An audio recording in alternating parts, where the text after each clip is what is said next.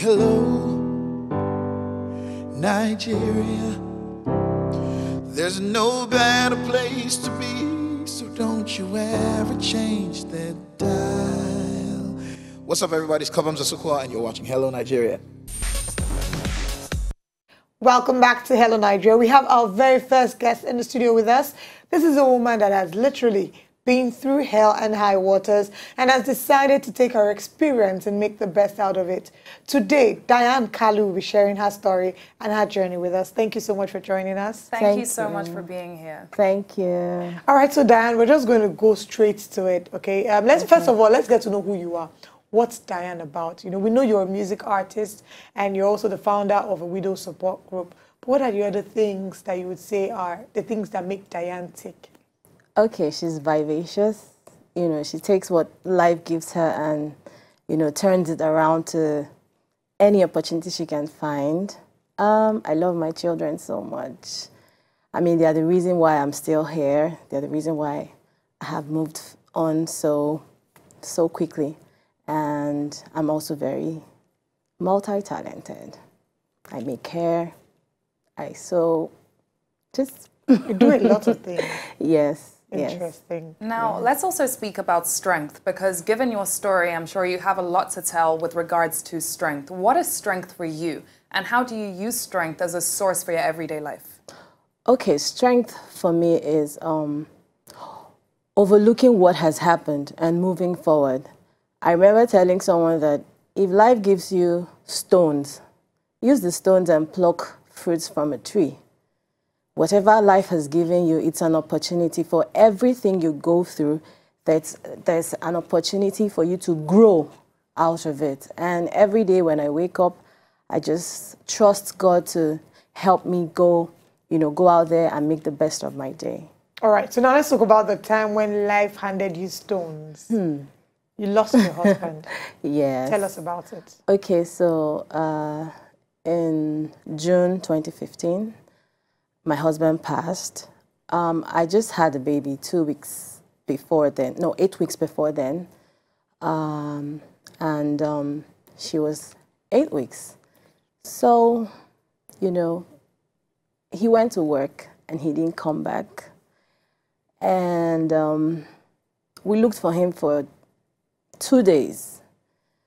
The trauma of looking for him for those 2 days was something I can't even begin to tell you about. So when we found him and they said he was in the mortuary, the first thing that came out of my mouth is, what are you doing in the mortuary? What am I supposed to do with 3 children who are under the age of 5, all alone? And I can tell you it was very traumatic. I lost my memory, hysteria and all of that, but somehow, God gave me the strength, and here we are. Let's talk about mental health for a moment, because, like I said, you define strength in your day-to-day life, given the experiences you've been through and given the fact that you're turning lemons into lemonade. Now, what battles did you face, when it comes to mental health, and how have you managed to pick yourself out of those situations and better your mental health for yourself? Okay, first of all, the first 7 days was hell. It was like, you know, there was nothing anybody could say that could help me. Or however, I actually gained a lot from people who had been through that experience. So from their experience, you know, someone said, you don't let yourself fall ill, because if you fall ill, the man is gone. He's not coming back. And you live with this ailment the rest of your life. You know, like my BP was going high up there, coming down, it was fluctuating. So, you know, she just tried to, you know, encourage me. And given to the fact that I had temporal amnesia because of shock, what helped me with my memory was music. Because I sing, music helped me, and I sing in the choir. So when I went back to church and I started singing in the choir, you know, being able to score songs, listen to songs, score them. I didn't even know that that was my, that was my pathway to healing. But that actually gave me a lot of breakthrough, because I believe maybe my brain went to sleep somewhat, I don't know. But because I tried to memorize things, so that helped me, regain my memory. How long did you suffer amnesia for? About a year. A year? Yeah, it was off and on. My mom usually would, back then, she would, write things for me, sticky notes. She would put sticky notes, like when we have a conversation and I forget. She would put sticky notes to remind me, this is what we talked about. This is, God bless my mom. She's such an amazing woman. She's a pillar of strength. In those days, she, I drew strength from her strength, and she drew strength from my strength. And of course, my children, being so young, they didn't they didn't know what was happening, and they also helped me to, adapt, because the way they just moved on, it was almost like, because they are tender, innocent, so they just moved on like, okay, so daddy is in heaven, he's not coming back. Okay, so we still have our mommy. I remember one day my son was coming back from school and he just looked up and he was yelling, "Daddy, daddy, daddy." And I asked him, "Why are you yelling?" He said, well, that he's calling so that his daddy can come down from heaven and come and be with him. So that was... Children are so beautiful. That just melted my heart. Let's get into, give us a graphic image or a vivid picture of you dealing with the grief, Let us have a moment to understand, because now there may be someone watching who has probably lost a spouse just like you did and is wondering, is my own different? Is my pain different? Why do I have to cry for this long? Why do I wake up at night to cry? So what were the things that happened to you? What were the changes you experienced in your life? You've mentioned amnesia as one of them. Okay. I would say this, that grief is a monster.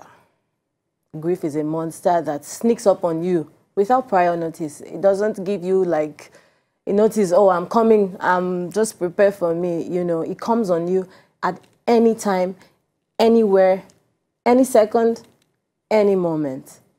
And I would say that nobody's grief is greater than any other person. Just because someone lost their spouses through accidents or through diseases or suicide or whatever, does not make it any less. Or just because the person is older or the person is younger, it doesn't make it any less. It's the same. So there are times when you literally feel like people are talking in your head, like, you can't sit still and understand what exactly is going on. You cannot see beyond where you are at that moment. People are talking to you, you're looking at them, you're smiling.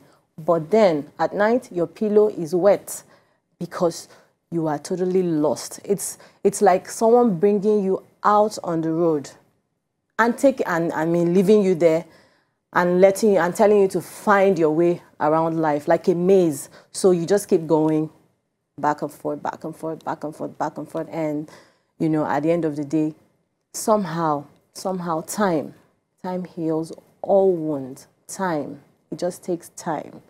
The tears are real. And I would say this, that prayer is such an amazing weapon. Prayer to God is such an amazing weapon. I will say it over and over again, because in those times, prayer was what, helped me. I would break down. Sometimes your tears can be prayers too. I'm sure people don't know that, but your tears, God can understand when you cry, when you tear down and you cry.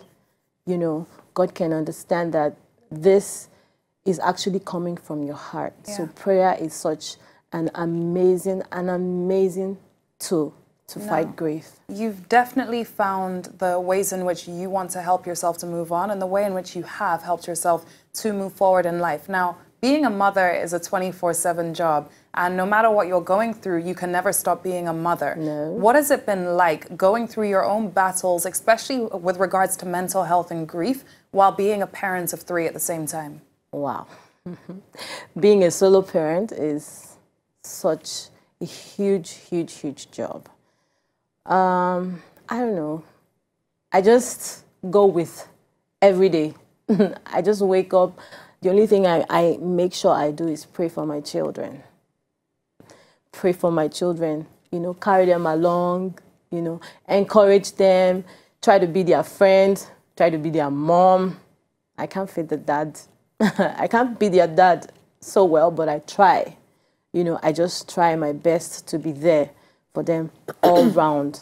Anywhere, anytime they need me and I can't be there, I will make sure I am there for them. Okay, now, I know when my father died, my mom had to undergo certain rituals. In Nigeria, there's certain things we're kicking against as harmful widowhood practices. And this was 19 years ago. So my mother had to wear black for almost a year and all that. So I want to find out, are those things still prevalent? Did you have to go through that? Yes, they are still there. Even though mine was not so, it was quite minimal.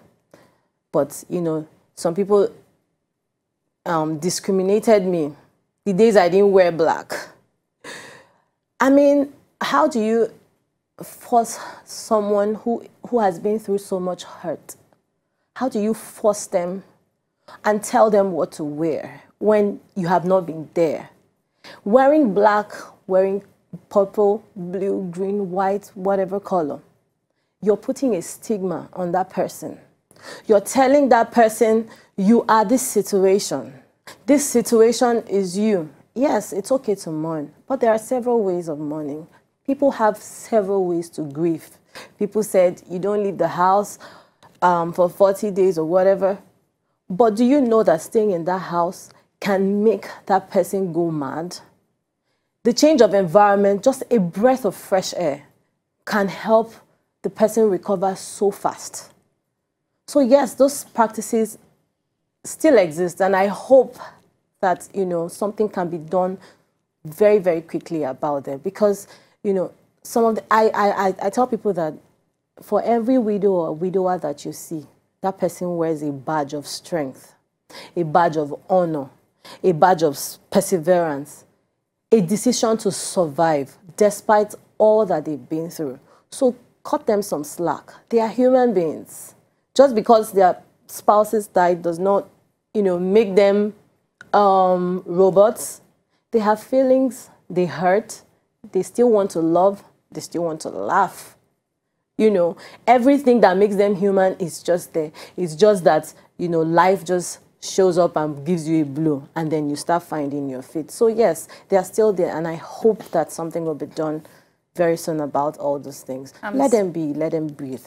I'm honestly so glad that you just said that, because there are certain traditional practices the widows go through, like you said, that shouldn't have to be, no. Especially not today in the 21st century. Exactly. Now, one thing that I want to touch on as well is you lost a partner, but you have to continue to go forward in life, and your life has to continue to go on. Let's speak about love for a second. Do you look at the future and say, I definitely do want to get married again. I do want to have that in my life again, and I do want to give that to myself?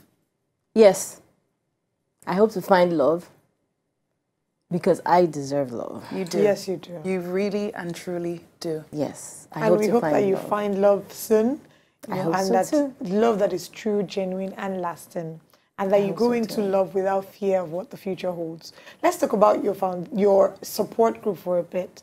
Okay. So you've been through this process that was very, very emotionally draining for you. Okay. And you've decided to take your experience to help other women who are just finding their feet. Tell us about your support group. Okay, I know that some of them are watching. Hi, We Care. How you doing? Okay, so we're called We Care, and I just realized that most of these people don't have a voice. Nobody cares about the widow. Nobody wants to, you know, associate with you. Nobody knows what you're going through. So it's only people that have been through what you've been through that can understand your pain at a certain point in your life. So that was why I founded the group. And we just come there, you know, we share heart-to-heart talks, challenges, opinions, ideas, how to move forward, and all of that. And how can people be a part of the support group? Well, you can reach me if you want to support. What's your social media handle? Kalu. Kalu. Yes, on Instagram and Facebook. Okay, so this is brilliant. People can reach you if they want to be a part of it. Yes. And I hope that in the nearest future, it can move from being a support group to being a non-governmental organization where you can push for harmful widowhood practices to actually be caught. So give yourself a target in the next 1 year. You should work on doing You know, that's such a good idea. Such a fantastic I hope idea. so. I hope so. Now, before we let you go, we cannot let you go without talking about the fact that you're a music minister. Yes. And you have such a fantastic voice. Thank you. So you have a couple of singles out. Yes, I do. Tell us about them real quick. Okay, I have Imela. I released it shortly after my husband died. And then I did a cover for his favorite song. It's called Oceans. And then I have Hallelujah. It's a song that I also did recently. And I trust God for everything. So we're going to give you or ask you to please sing us out of this interview. We're going to be moving on from Diane Kalu. And when we come back, after Diane Kalu sings us out, we'll be bringing you the interview of another strong woman. Life handed her lemons and she made lemonade. Or in Diane's words, life handed her a stone and she used it to pluck fruits from a tree. Her name is Kechi Okuchi. But for now, Diane, thank you so much for joining us. Thank you so much, Diane. People can follow Diane at Kalu on all social media portals. And if you're a widow or you know a widow that needs some sort of support, love, encouragement, definitely reach out to Diane and her support group and they would get back to you on that. I believe that's one, she's in your support group as well. Yes, actually yesterday I took her, for lunch. She's a young widow and she has 2 kids under the age of 2. So I just decided to show her love. You don't have to have a lot of money to show someone love. Love is hope. Love is powerful. Love conquers everything. Diane, you're amazing. Thank you Thank you so much for gracing us with your presence. Thank you so And much. at this point, for the next few seconds, please sing us away from this interview. This little light of mine, I'm gonna let it shine. This little lamp of mine, I'm gonna let it shine. This little lamp of mine, I'm gonna let it shine. Let it shine, let it shine, let it shine.